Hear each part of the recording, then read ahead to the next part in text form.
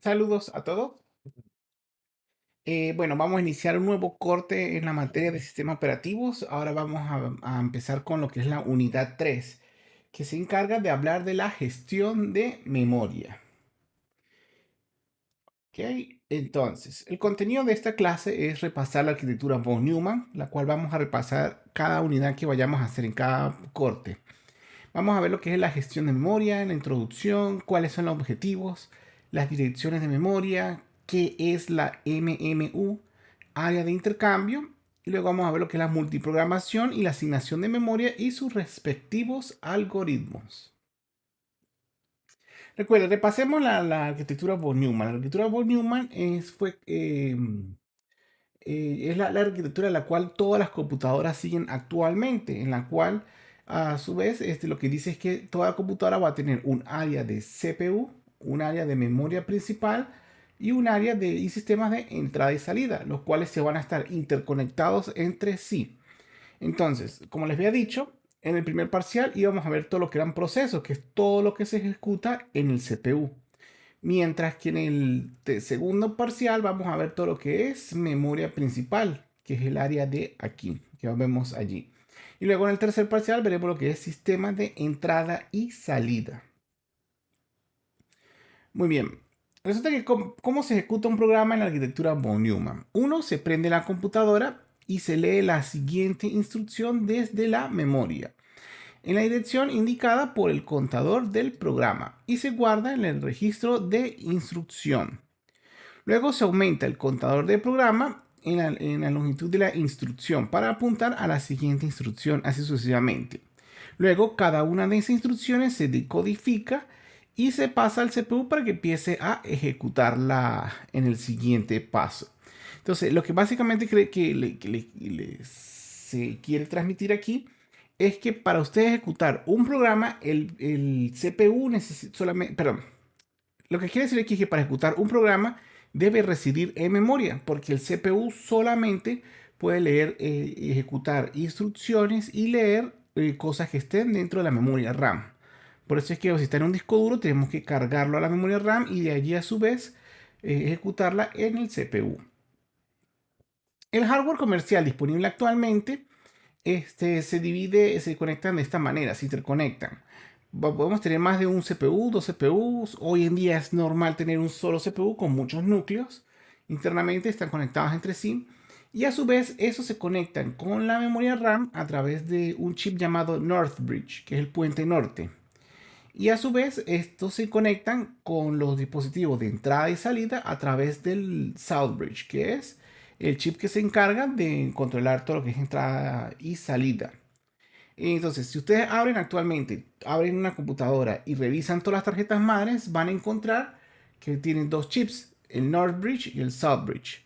Por ejemplo, si abren una tarjeta tipo, por ejemplo, en Nvidia o esas que son MSI, que son famosas sí, famosas, generalmente ellos tienen un chip en el medio que es el que con el logo de la marca.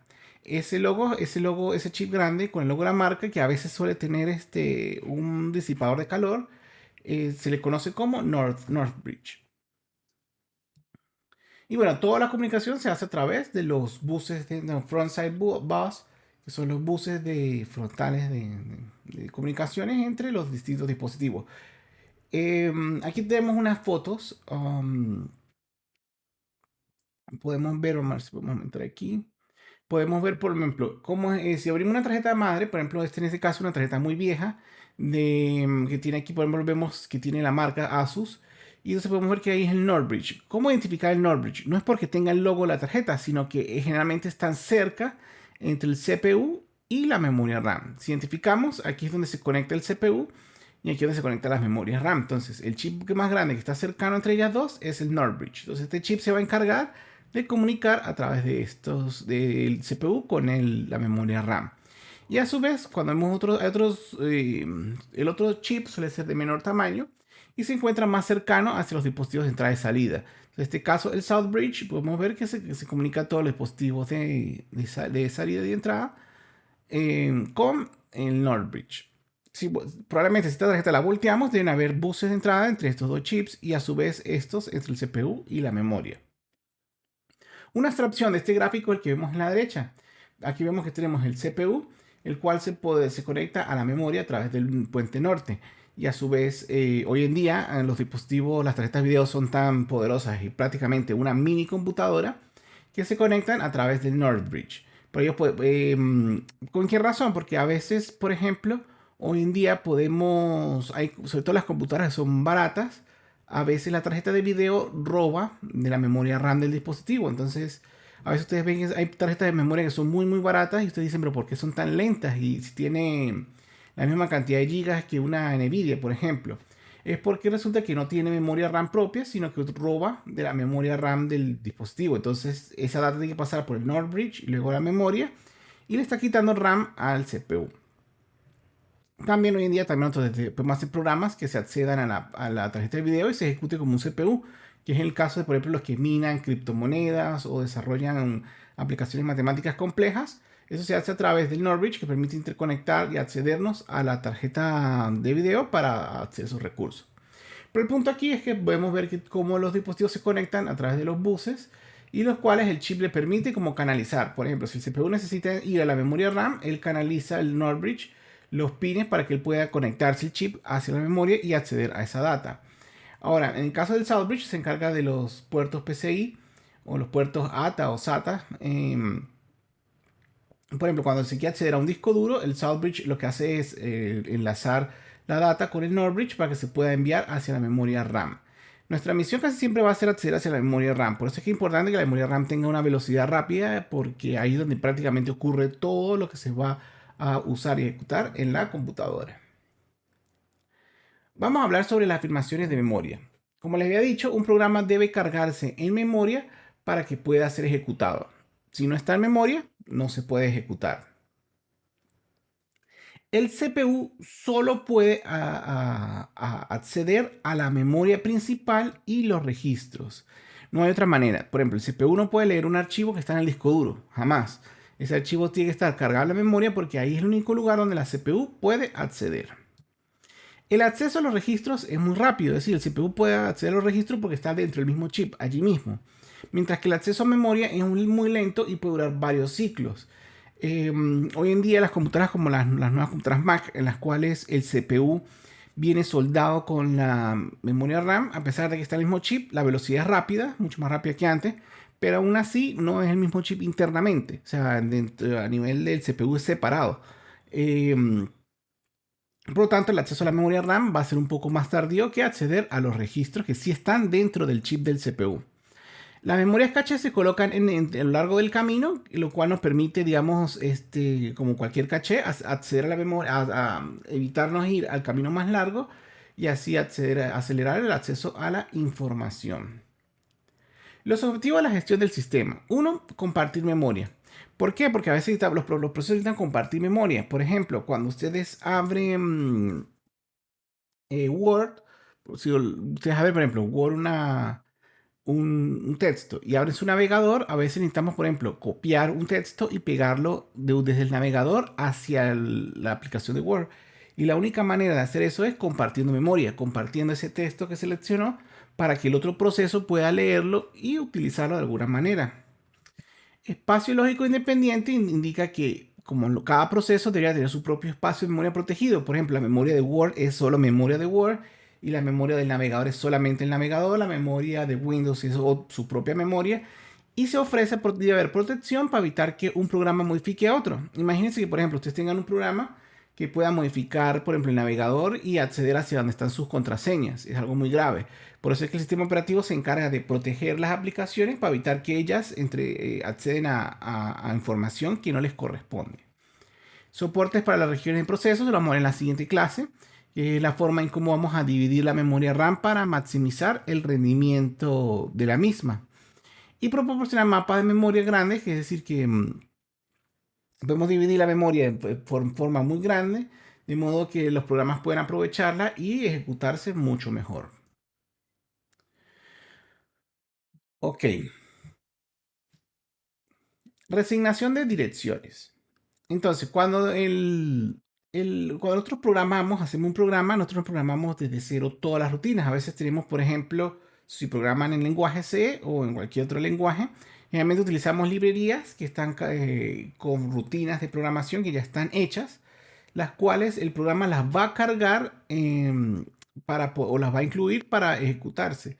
Por ejemplo, si ustedes van a hacer en caso de C, un printf, ya hay una rutina del sistema operativo que permite imprimir en la consola ese texto. Esa rutina generalmente se carga al momento de ejecutarse. Por ejemplo, usted ejecuta ese programa y en el momento él va a ejecutar la DLL o la librería, la va a cargar a memoria y así es como va a poder ejecutar el printf. Sin embargo, hay otra forma, que es que podemos entonces unirla al código fuente, o sea, unir todo el código, va a ser un solo programa fuente como tal, y se va a cargar todo al mismo tiempo. Entonces, cuando estamos ejecutando un programa, por ejemplo, un código fuente, y lo vamos a compilar, el compilador intérprete puede enlazar otros módulos. Entonces, a veces se enlaza en tiempo de compilación, es decir, se compila y se coloca en el programa y se genera código absoluto. Y lo otro que es lo más común es que cuando entonces se crea como una especie de enlace de la biblioteca del sistema o una biblioteca que se va a cargar de forma dinámica. Entonces, cuando se ejecuta, él va a cargar todas esas librerías en tiempo real. Y entonces eso se llama código reubicable. Porque entonces, una vez que yo cargue código en memoria, él va a cargar otros códigos que van a estar en la memoria RAM, pero en lugares diferentes. O sea, puede estar al inicio de la RAM, al final, etcétera, porque se carga en tiempo real. Y bueno, el tiempo de ejecución, si el proceso puede cambiar de posición durante su ejecución, los registros van a cambiar, los registros base y límite. Eso lo vamos a ver con detalle más adelante. Muy bien, ahora vamos a ver lo que es espacio de direcciones físicas y lógicas. Esta es la parte más importante de la clase, creo yo, lo que más interesa que ustedes conozcan, que es una dirección física y una dirección lógica. Esto es porque lo vamos a aplicar no solo en esta materia, sino a lo largo de nuestra carrera. Generalmente cuando hablemos de direcciones de memoria vamos a hablar de direcciones lógicas y direcciones físicas. Es sencillo realmente. La diferencia es que la dirección lógica es aquella que se genera por el CPU, o también conocida como una dirección virtual. Esa es la dirección en la cual cuando su programa va a ejecutar, se ejecuta y va a acceder, va a tener esos valores, va a tener esa dirección, esos valores de dónde está guardada la dirección, de dónde está guardada una variable o el valor que ustedes están buscando. Por ejemplo, cuando ustedes programan en C y hacen una depuración de código o utilizar el debugger o el depurador, van a ver que hay unas direcciones de memoria como FF, entre otras cosas. Esa es la dirección lógica como tal. Mientras que la dirección física es la dirección que se carga en el registro de direcciones de la memoria, es decir, dentro de la memoria a nivel de hardware, que es la dirección vista por la unidad de memoria. Aquí podemos hacer un ejemplo. Les quiero mostrar. Vamos a ver si lo tengo aquí cargado. Por ejemplo, en este caso estamos en una consola de Linux. Me puedo ir a la carpeta proc que tiene los procesos. Entonces, por ejemplo, si le doy ps-f, puedo ver los procesos. Y veo que hay un PHP corriendo en este puerto. Y con este PID, con el 18774. Entonces me puedo ir a esa carpeta, por ejemplo, 18774. Y hay un archivo que se va a llamar, si hago un ls, voy a ver que hay un archivo que se llama maps. Ese maps tiene todas las páginas, se lo vamos a ver más adelante, pero tiene las direcciones de memoria que utiliza ese programa. Por ejemplo, si hago un cat del maps, puedo ver, por ejemplo, todas las direcciones de memoria. Entonces, estas son direcciones de memoria. Estas direcciones son lógicas porque son las direcciones que está viendo el CPU. En este caso, un servidor que está en internet, por allá creo que en New York, yo no puedo ver la dirección física, porque la dirección física es la dirección dentro del chip de memoria RAM de ese servidor que está ubicado en New York. En cambio, aquí esta es la dirección lógica, que es la dirección que yo veo a nivel de software. Y bueno, esas son las direcciones que quiero que entiendan. Recuerden, las direcciones lógicas son creadas por el CPU y también se conoce como dirección virtual y son las que utilizamos siempre, las que se utilizan a nivel de software. Y la física es la dirección de los registros del chip como tal, de la memoria RAM, de la memoria RAM en físico, pues. Ahora, y entonces también hay espacios de direcciones físicas y lógicas. Es decir, el conjunto de todas las direcciones que hay, tanto físicas como lógicas, porque resulta que hay, por ejemplo, a nivel lógico podemos tener, por ejemplo, no sé si han instalado, por ejemplo, Linux, que usted instala una memoria swap, una memoria de espacio intercambio. O en el caso de Windows también hay lo que llama memoria virtual o memoria lógica. Entonces, ese espacio de direcciones más la física me va a dar lo que se conoce como el espacio de direcciones físicas y lógicas, que eso es lo que vamos a ver a continuación. Em, Aquí vamos a ver cómo funciona una memoria RAM. Vamos a suponer que la memoria RAM es todo el área que está en verde. Entonces aquí vemos que hay un espacio reservado para el sistema operativo, para un proceso llamado 2, un proceso llamado 3 y un proceso llamado 4. Supongamos que la memoria RAM está llena y está ocupada por estos cuatro secciones, que es el sistema operativo, los procesos 2, 3 y 4. Podemos visualizar la memoria RAM como una especie de un vector gigante, es decir, va a tener un índice o direcciones de memoria donde me van a apuntar a valores que hay en esa memoria RAM. Entonces, por ejemplo, aquí podemos ver que está el 0, está la dirección 1549, la 2489 es esta división aquí. O por ejemplo, la dirección 6132 es en este pedazo. Entonces, ¿qué ocurre? Cuando yo quiero conocer cuál es el espacio asignado a un proceso, generalmente yo voy a tener una base más un límite. Es decir, por ejemplo, el proceso 2 tiene una base de 2048, 2489 que indica desde dónde empieza. Y el proceso y el límite va a ser 1209. Es decir, de esta posición le voy a sumar 1209, que sería los 3698, que es lo que va a ocupar aquí, pues, en el límite. Entonces, de esa manera yo puedo definir cuál es el espacio de memoria. Solo que normalmente estos números los pasamos a hexadecimal, como en el ejemplo que vimos hace rato en la terminal. Pero por cuestión académica vamos a utilizar números en base 10. Entonces, lo que les quiero decir es, un proceso va a tener un registro base y un límite. Ahora, esta es una parte también muy importante de cultura general, no solo en un sistema operativo, sino a nivel de carrera. Es importante que ustedes conozcan qué es una MMU, que es en inglés, en inglés significa Memory Management Unit, que es la unidad de gestión de memoria. Un dispositivo que se encarga de transformar las direcciones lógicas a direcciones físicas o viceversa. Cada vez que un proceso genera una dirección de memoria, estas adiciona al registro base un número que vamos a ver a continuación y de esa manera lo transforma a su equivalente en la dirección física. ¿Por qué? Porque un programa va a ejecutar, por ejemplo, bueno, voy a escribir en mi caso anterior, por ejemplo, un programa puede decir, bueno, yo quiero que me escriban el registro 2489 y quiero escribir la letra A. ¿Qué ocurre? El MMU va a encargarse de cambiar, de transformar esta dirección de 2489 a la dirección física en la memoria RAM, en el chip. Entonces hay un chip llamado MMU que se va a encargar de esa transformación. Esto se hace a nivel de hardware, por eso es un proceso que es muy rápido y toda tarjeta madre, todo dispositivo de hardware va a incluir un chip llamado MMU. Porque lo más importante que ustedes recuerden y conozcan es que un programa de usuario trabaja con direcciones lógicas. Nunca va a trabajar con direcciones físicas reales. Aquí podemos ver, por ejemplo, un caso de cómo se maneja, cómo gestiona la memoria del MMU. Por ejemplo, aquí tengo una dirección lógica. Supongamos que tengo la dirección 346.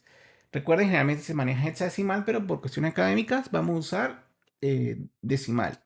Entonces, esa dirección lógica en la memoria, vamos a suponer que la memoria RAM está ubicada en este pedazo. Entonces, el MMU sabe que para ese proceso, ok, el registro de reubicación es 14.000. Es decir, lo que para la dirección del CPU o para nuestro programa sea la 346, a nivel de hardware digamos, en el chip como tal, en realidad es la 14.346. ¿Por qué?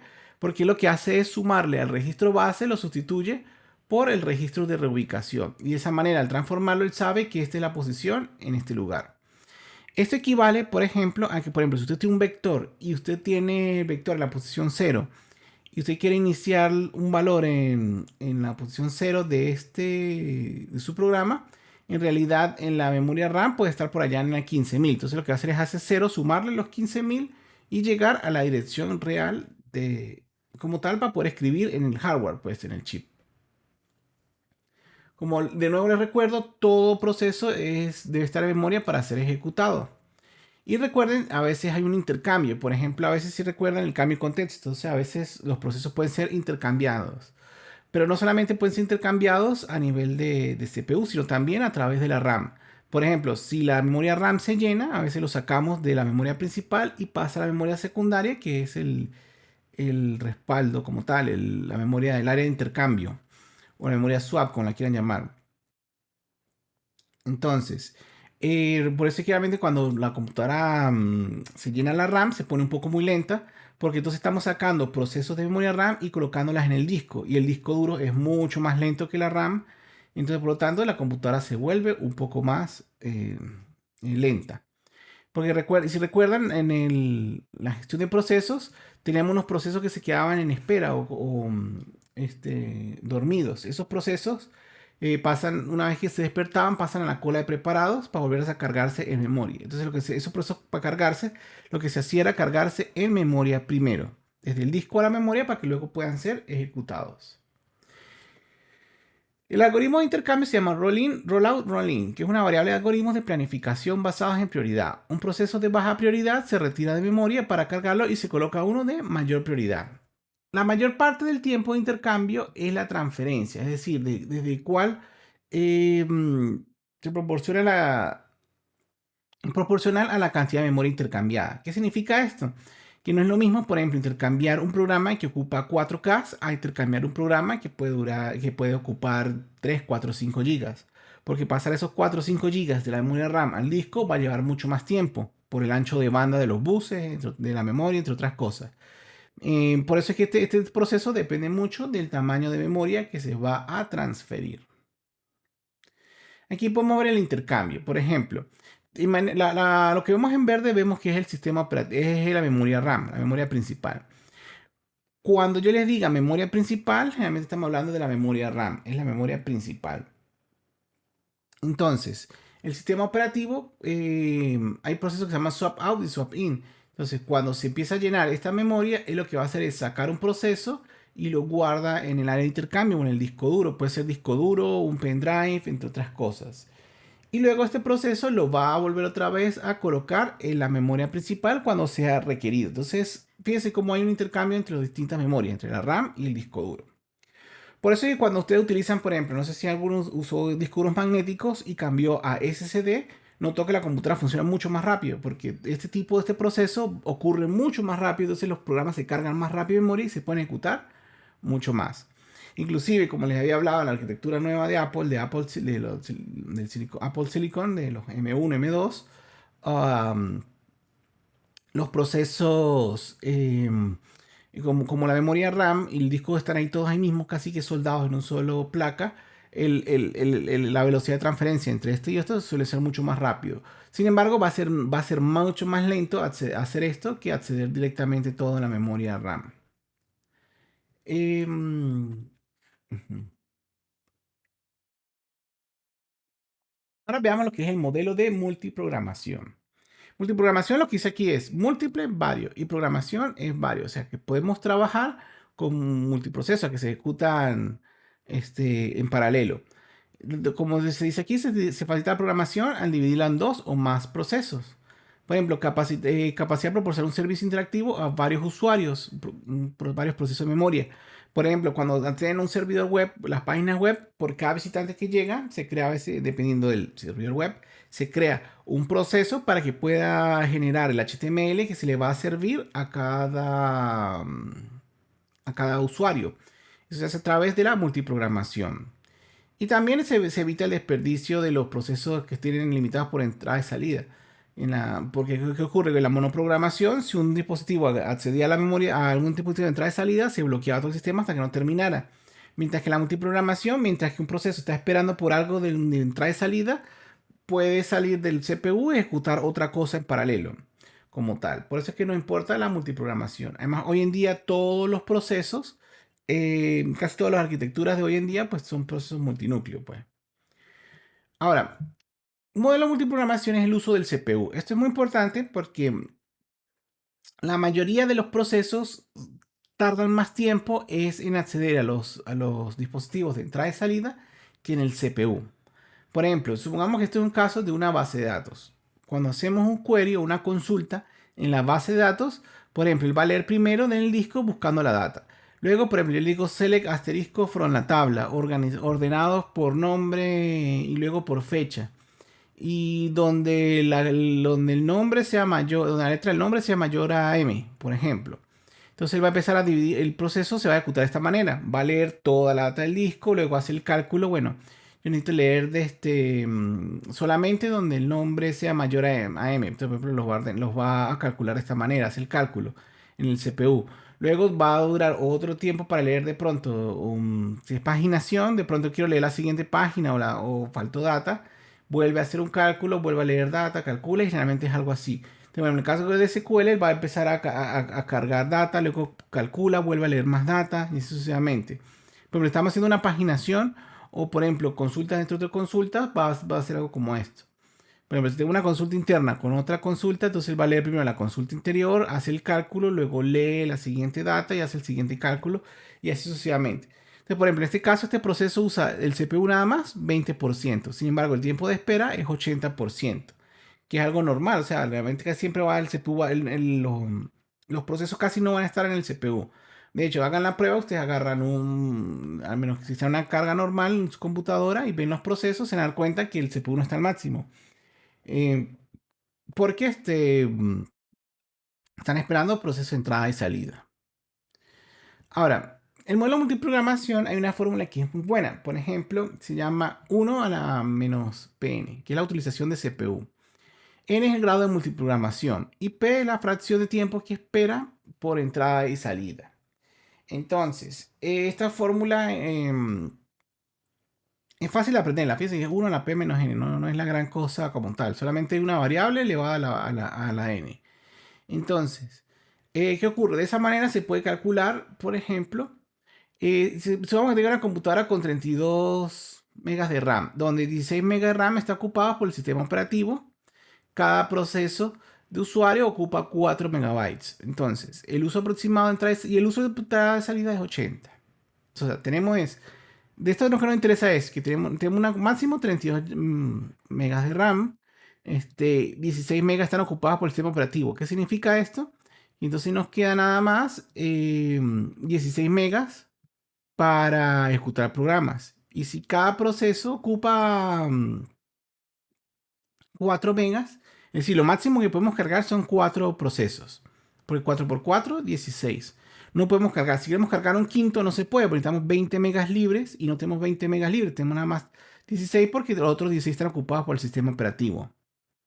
Entonces, el uso aproximado del CPU es de 80%. Este dato nos lo van a dar a nosotros. Entonces, calcular el uso de CPU para 4 procesos de usuario. Entonces, nos dice que es 60%. ¿Por qué? Porque ustedes elevan 1 a los 4 procesos por 0,80, que es el grado de multiprogramación. Perdón, si lo dividen entre, perdón, al revés. P es la fracción de tiempo de espera del entrada y salida, que en este caso es 80%. Entonces sería 1 menos 0,8, porque aquí el 1 equivale al 100. Aquí vamos a trabajar con porcentajes. Sería 1 menos 0,8 elevado a los 4 que tenemos. Entonces nos va a dar que es un total de 60%. Es decir, si llenamos la RAM de procesos de este tipo, nada más vamos a utilizar un 60%. Es decir, vamos a tener 40% del CPU disponible, que muchas veces estamos gastando la misma energía, y se está perdiendo. Imagínense que esto fuese un servidor, entonces usted lo tiene todo el tiempo encendido y le está generando costos. Entonces a usted no le conviene tener ese 40% perdido. Usted lo que quiere es que ese procesador esté al 100% para que pueda procesar lo más que pueda y sacarle más provecho y así aumentar las ganancias. Entonces, lo que nos dice este ejercicio, lo que nos permite este tipo de ejercicio es que, por ejemplo, bueno, ¿qué pasa si a esa computadora le añadimos otros 16 megas? Si le podemos añadir 16 megas, significa que podemos tener mayor cantidad de procesos, porque 16 megas equivaldrían a 4 procesos más, porque 4 por 4, 16. Entonces tendríamos, en este caso tendríamos 8 procesos, o sea, 4 por 8, 32, 32 megas, que serían los 16 de aquí nuevos, más los 16 que ya estaban. Dividido entre 4 megas vamos a tener 8, es decir, podemos tener 8 procesos. Entonces, cuando calculamos la fórmula de nuevo de 1 a la menos 0.8 elevado a la 8, nos va a dar un total de 83%. Entonces, fíjense, si yo le aumento la RAM, voy a poder utilizar más el CPU. Y así es donde, y esto nos permite a nosotros realizar cálculos muy interesantes, porque por ejemplo, cuando las fábricas de hardware construyen hardware, básicamente, ellos deciden, bueno, cuánta RAM le ponemos y cuánto es CPU. Generalmente ellos buscan que se pueda utilizar máximo este porcentaje. Porque llega un punto donde si usted le agrega tanta RAM, va a ver que va a llegar a 90 y no va a tener CPU suficiente para poder controlar todos los procesos de la memoria RAM. De hecho, me ha pasado, yo tengo una portátil en cual aumenté mucho la memoria RAM. Venía inicialmente con 8 GB, luego le puse otros 8, 16 GB. Y y resulta que no, la computadora, el CPU no aguanta tanto, entonces siempre está al 100% y entonces funciona lento. Porque entonces, aunque le metí más RAM para que funcione mejor, hay un cuello de botella con el CPU. Entonces, este tipo de fórmula nos permite eso, nos permite diseñar en software o, por ejemplo, imagínense usted tiene un caso de la vida real, una aplicación o un sistema donde vemos que el CPU no está usando. Entonces, usted dice, bueno, vale la pena a esa máquina virtual o a ese servidor colocarle más RAM para que se ejecute más procesos. Entonces, usted puede hacer este tipo de fórmula, este estudio. Y entonces, ahí decide usted si le aumenta el CPU o le aumenta la memoria RAM. Y lo importante es buscar este punto de equilibrio. Porque si vemos por aquí, por ejemplo, mientras más uso de CPU, si nosotros queremos llegar al 100, va a llegar a un punto donde es muy costoso. Porque, por ejemplo, si queremos aumentar la memoria RAM muchísimo, a veces hay un límite de costo. Mientras más aumentemos la RAM, es mucho más cara. Y también, si nosotros nos conviene, si el costo de pronto de pasar de actualmente, supongamos que tenemos 64 GB de RAM, y si lo queremos pasar a 128, es increíblemente la diferencia, a pesar de ser el doble. Pero probablemente, si vemos la gráfica del CPU, no vamos a aumentar mucho, vamos a pasar de pronto de 90 a 93%. Entonces, no vale la pena a veces gastar tantos cientos de dólares en memoria RAM para un poco porcentaje de CPU, sino que más bien saldría más barato de pronto tener otro servidor con la misma cantidad de RAM, por ejemplo, con los 64 GB de RAM. Saldría más barato de pronto que tener dos, sale más barato tener dos de 64 que de pronto uno de 128 GB de RAM. Por eso es que se hace esta fórmula porque llega un punto de equilibrio. Llega un momento donde los costos de aumentar la memoria o el hardware son tan caros que no vale la pena. Entonces uno siempre va a buscar este punto de equilibrio en el momento en que usted haga su startup, sus negocios o en sus trabajos como tal. Muy bien, vamos a ver lo que es la asignación de memoria contigua. Em, si recuerdan, tenemos una cola de procesos preparados. Esa cola va a tener, por ejemplo, los procesos como tal y la memoria RAM. Em, Generalmente la memoria se asigna de forma continua, o sea, se asigna un proceso tras otro, a medida que se van cargando. El sistema operativo generalmente se almacena en los extremos, en la parte baja de la memoria, es decir, en las primeras direcciones de memoria, que es la 00 por allí, o la más alta que vendría siendo al borde final. Eso depende de la arquitectura. Generalmente es en la parte baja junto al vector de interrupciones. Pues si recuerdan en la organización, cuando el CPU ocurrió una interrupción, él se iba a la memoria RAM y ejecutaba una rutina en base a ello. Cuando se crea multiprogramación, se crean particiones de tamaño fijo para cada proceso. Es decir, vamos a dividir la memoria RAM en varios pedazos para que cada proceso tenga una parte.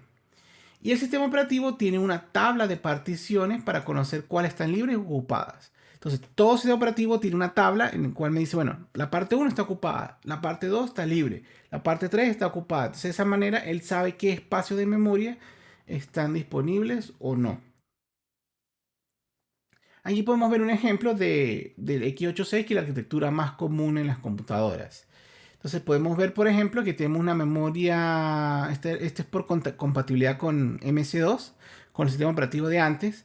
Ellos trabajaban, nada más trabajaban hasta 640 kilobytes. Entonces todo eso se reserva para memoria compatible con programas de MS2, generalmente los de BIOS, los programas cuando arrancan hasta 1 mega. Entonces luego, bueno, entonces viene un rango de memoria dinámica donde se maneja la memoria como tal. Luego de esa memoria, esta es la memoria que utilizamos, la memoria dinámica. Y claro, hay unas reservadas aquí que podemos ver varias direcciones reservadas. Y lo otro es que a partir de allí, entonces, todos los dispositivos de hardware, las de entrada y salida, entonces los adelanto, cada cosa que está conectada al hardware tiene una dirección de memoria. ¿Qué significa esto? Por ejemplo, el mouse va a tener una dirección de memoria. El teclado tiene una dirección de memoria. La impresora tiene una dirección de memoria. El monitor tiene una dirección de memoria. Todo tiene una dirección de memoria. Y esas direcciones de memoria se colocan al final de la memoria RAM como tal. ¿Por qué? Porque si usted quiere leer la posición de un mouse o detectar si el mouse se mueve, usted lo que hace es leer en la memoria RAM esos valores. Y esos valores vienen del hardware. Entonces, generalmente suelen estar al final de la memoria RAM. Muy bien, ¿cómo se asigna la memoria continua? Uno que es particionamiento estático. A lo que arranca la computadora, se divide el sistema, se divide la memoria en varias partes y permanecen fijas todo el tiempo. Otro que es el actual, que es particionamiento dinámico. Las tablas de particiones cambian de acuerdo a los requisitos de los procesos. Hay procesos que van a ocupar más memoria RAM, otros ocupan menos. Por ejemplo, no es lo mismo hoy en día un navegador, por ejemplo, como Chrome, que tiene bastante memoria RAM, a de pronto algo sencillo, como por ejemplo la práctica que ustedes hicieron de sistema operativo. Ese programa ocupa pocos KB porque no requiere tanta memoria RAM, a diferencia de un navegador que requiere cantidades enormes de memoria RAM. Ahora, aquí son varios términos que es importante que ustedes conozcan. Cuando se hace con varias particiones, se le conoce como hueco a un bloque de memoria disponible. Es decir, si hay un pedazo de memoria que está disponible, se le va a llamar hueco. Y a lo largo del tiempo van a existir varios huecos, porque por ejemplo, a medida que se van cargando y sacando programas, se van a quedar vacíos. Y esos vacíos de cuando se sacan es lo que se le conoce como hueco, que es un espacio de memoria donde yo puedo guardar una nueva aplicación. Cuando el proceso llega, se le asigna un hueco suficientemente grande para caber en él, es decir, un espacio de memoria donde el programa pueda ejecutarse. Si hay un hueco, por ejemplo, de 10 gigas y el programa necesita 11, no va a poder cargarse allí. Pero si, por ejemplo, ocupa 4 gigas, perfectamente, 4 gigas menor a 10, puede cargarse en ese hueco. Y recuerden que el sistema operativo guarda la información de las particiones. Tiene una tabla de particiones de memoria que guarda las memorias asignadas, que las que están ocupadas por los procesos, y las memorias que están libres, o mejor conocidas como huecos. Por ejemplo, así es como se crea la memoria particionada. Yo tengo un sistema operativo, proceso 5, proceso 8 y proceso 2. El proceso 2 se ejecutó, como vimos en primer parcial, así se ejecutó, listo, salió la memoria RAM. ¿Qué ocurre? Queda este espacio vacío, por ejemplo, aquí podemos ver que está en verde oscuro. Luego llega un proceso P9. P9 cabe en ese espacio porque requiere menos memoria de lo que ocupaba P8, tal vez un cuarto o un tercio de lo que ocupaba. Entonces, si entra P10 y P10 es mucho mayor espacio que este como tal, no va a poder entrar, se queda allí esperando a que un proceso termine o se saque alguno de ellos. Pero no puede entrar en este caso en hueco. Ahora, si el espacio de P10 es mucho menor al hueco, fácilmente se carga y puede penderse allí. Y también quiero que vean por qué es que se forman los huecos, porque un proceso carga, luego sale. Entonces, si por ejemplo P5 sale, se queda otro hueco, y si P2 se sale, va a haber más espacio. Entonces, hay algoritmos para ver cómo designar los procesos. Son realmente sencillos. De hecho, me parece que son más sencillos que los de los procesos y hasta inclusive tienen los mejores nombres. Fíjense que, por ejemplo, tenemos algoritmos de primer ajuste. Simplemente, como su nombre lo indica, el primer hueco que encuentre, allí es donde se va a cargar el programa. Tenemos el de mejor ajuste que va a asignar el hueco más pequeño que es lo suficientemente grande. ¿Qué significa eso? Que el mejor ajuste él va a tratar de evitar que se formen muchos huecos o tratar de tomar espacios muy grandes, porque entonces si ocupa un espacio muy grande, puede quitarle el espacio a alguien que realmente lo necesite. Entonces el mejor ajuste es buscar el más pequeño. Es como, por ejemplo, imagínense un hotel que tenga espacios vacíos. Entonces van llegando los huéspedes. El de mejor ajuste va a decir, bueno, si es una sola persona, busque una cama individual. Porque si esa persona de pronto toma el primer ajuste, el primer mm, cuarto, es una cama matrimonial y él la toma, y supongamos, se acabaron las camas, y después llega una pareja, esa pareja cuando intente usar una habitación, no, supongamos que hay una habitación individual todavía libre. Entonces, cuando llegue la pareja no cabe en la individual. Entonces, esa persona que está ocupando la matrimonial está ocupando un espacio más de lo que él necesita. Porque aplicó este algoritmo, el primer ajuste. Ahora, ¿qué diría el mejor ajuste? Que bueno, que si es una sola persona, busque la primera ubicación, por ejemplo, que tenga una sola cama. Si no, bueno, busque la que tenga dos. Si no, busque la triple. Entonces, así sucesivamente. Entonces, ¿qué ocurre? En el mejor ajuste se asigna mejor la memoria porque, por ejemplo, esa persona va a irse a la cama individual y cuando llegue la pareja después, va a estar disponible la matrimonial y los dos van a poder estar allí en el hotel. Lo que se traduciría aquí pueden haber varios procesos, que sean dos procesos que van a poder cargarse en la memoria RAM. Recuerden, el tamaño de la ubicación de las particiones no es fijo, cambia a lo largo del tiempo. Cuando ustedes en lenguaje C pedían un malloc, hacer el comando malloc para pedir más memoria RAM, allí estaban cambiando el tamaño de la memoria. Recuerden, cuando un proceso sale de memoria, se crea un espacio libre que se llama el hueco. Y se conservan las consideraciones de protección de la asignación estática, que significa que cada proceso va a estar protegido de otro. Como les dije, está el primer ajuste, se asigna el primer hueco lo suficientemente grande. El otro va a buscar el mejor de todos los huecos disponibles, busca el mejor espacio en el que él quepa. Y el peor ajuste se asigna el más grande, es decir, este es el peor de todos los casos, pero probablemente el más rápido. ¿Qué ocurre? Si se asigna mal la memoria RAM, va a ocurrir fragmentación interna y externa. La interna es la memoria que asignada puede ser mayor a lo solicitada. Por ejemplo, supongamos que yo solicito 1 GB de RAM y nada más estoy gastando 700 megas de RAM. ¿Qué ocurre? Hay 300 megas que me están sobrando, están asignados a mi programa. Yo no lo estoy usando, pero lo estoy tomando de la memoria RAM. Entonces, si llega otro proceso, se llena la RAM. Yo tengo 300 que son míos que estoy usando y no lo va a soltar. Eso ocurre fragmentación interna, porque va a haber muchos programas que dentro de ellos hay espacio suficiente para ser usado, pero le pertenecen a otro. Mientras que la fragmentación externa ocurre en que, por ejemplo, vamos a suponer 10 procesos y la memoria RAM está llena y tenemos 10 procesos de 1 giga. Y cada uno de esos procesos tiene internamente 300 megas de sobra, el mismo caso anterior. ¿Qué ocurre? Esos 300 megas por 10 son 3 gigas. Teóricamente hay 3 gigas libres que podían caber otro proceso, pero no se pueden usar a que no se encuentra contigua, sino que está dividida en varios... perdón, está dividida perdón, la que acabo de comentar es la fragmentación interna. ¿Qué ocurre? Con la interna, en este caso tenemos 10 procesos, cada uno con 300 libres, entonces tenemos 3 gigas que están disponibles teóricamente, pero le pertenece a cada proceso. Entonces, pero está fragmentado internamente porque le pertenecen a distintos programas. Ahora, la fragmentación externa es que imagínense que tenemos, por ejemplo, tenemos 3 huecos de 1 giga. Entonces, ¿qué ocurre? Técnicamente, si hay 3 huecos gigas, significa que en total hay 3. Entonces, si cargo yo un proceso de 3 gigas, no se va a poder porque está fragmentado externamente. Es decir, hay la cantidad suficiente, pero no está de forma contigua. Por lo tanto, no se puede montar el CPU como tal. Ahora, ¿cómo evito yo esa fragmentación? Puedo utilizar los circuitos de paginado de memoria para mapear bloques no contiguos como si estuviesen uno al lado del otro. Eso lo vamos a ver más adelante. O llevar el control de asignados y libres, evitando la necesidad de dividir huecos grandes. Es decir, yo voy a tratar de evitar que los huecos grandes se dividen, sino simplemente mantener el tamaño para que cuando lleguen procesos grandes los pueda cargar. Ahora, ¿cómo puedo llevar el registro de memoria? Bueno, fácil. Hay varias estructuras. Uno, mapa de bits, listas enlazadas y el sistema de los asociados.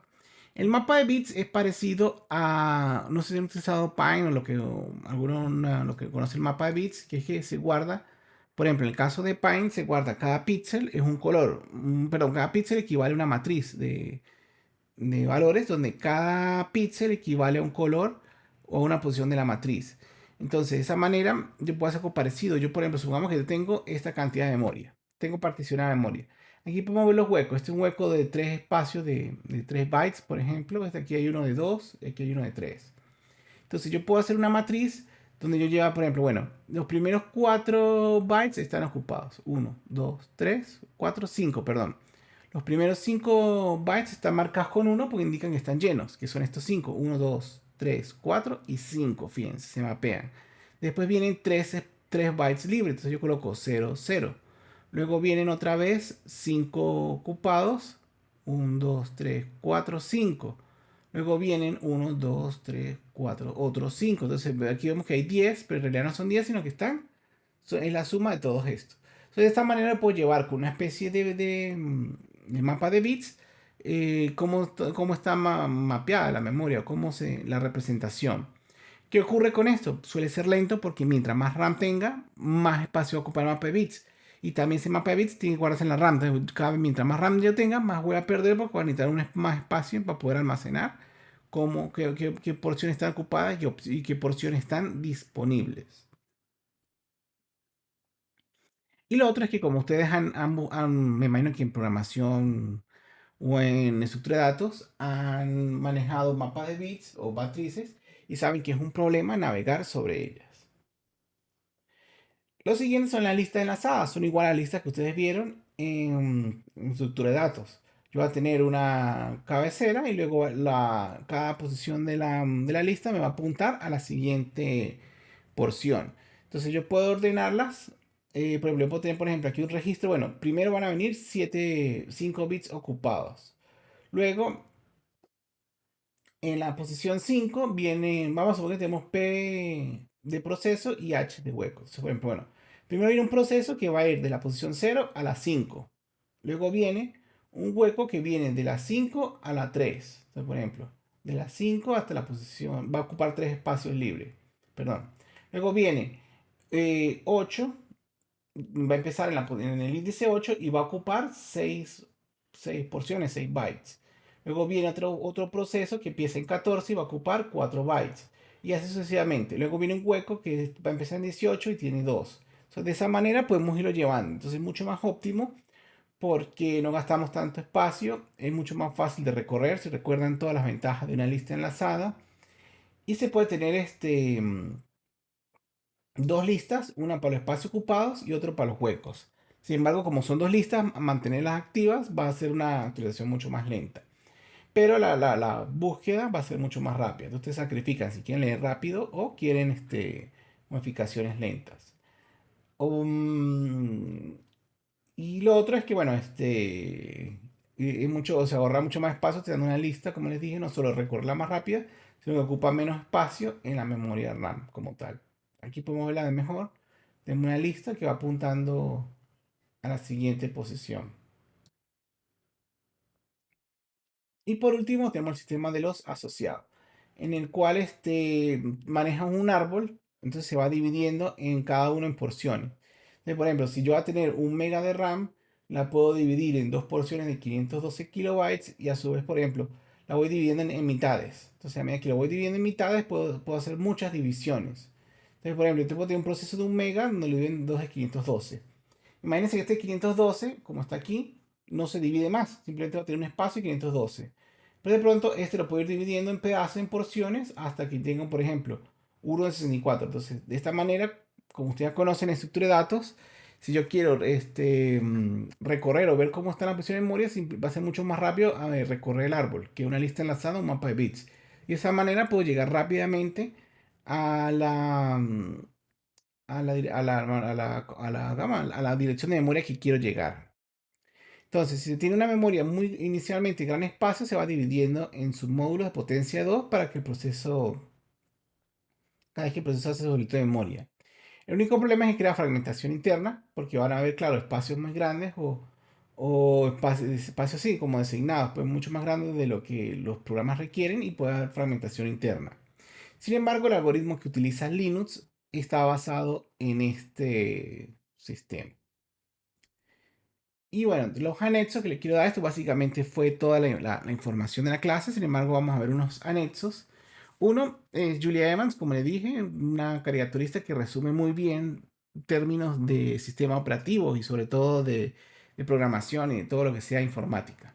Entonces, lo que dice es que, bueno, tu programa tiene memoria. Entonces, por ejemplo, puede ser 10 megas, 3 megas o 587, perdón, tu programa tiene memoria. Entonces, por ejemplo, puede ser 10 megas el binario del programa, es decir, 1 y 0, que es el código de ejecución.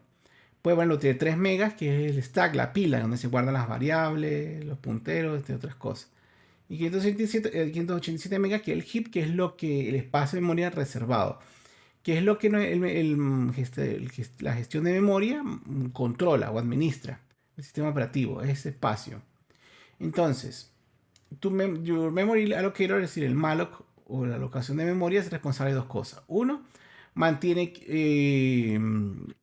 chequeo de cualquier porción de memoria está usada y está libre. Entonces, por ejemplo, de esos 587 que se están usando, ¿qué porción está usada? Bueno, está usando este pedazo, este otro pedazo. Fíjense, aquí se pueden ver mejor los huecos. Hay huecos pequeños y hay otros huecos más grandes, de más espacio. Porque a medida que se está utilizando el programa, se va usando y se va liberando memoria como tal. Pero la memoria, como el de los 587 megas, se mantiene. Lo otro es que lo segundo que hace es que le pregunta al sistema operativo por más memoria. Entonces, por ejemplo, fíjense, se está llenando la memoria, entonces él dice, oh no, me estoy quedando sin memoria, voy a preguntar por 40 megas más que no tengo. Entonces le dice, bueno, puedo tener 60. Y el sistema operativo le dice, bueno, aquí tiene. Entonces le va agregando más y va creciendo cada vez más la memoria. Si trabajan con memoria RAM, pues bueno, esto es lo que uno hace. Uno utiliza malloc y el espacio de memoria.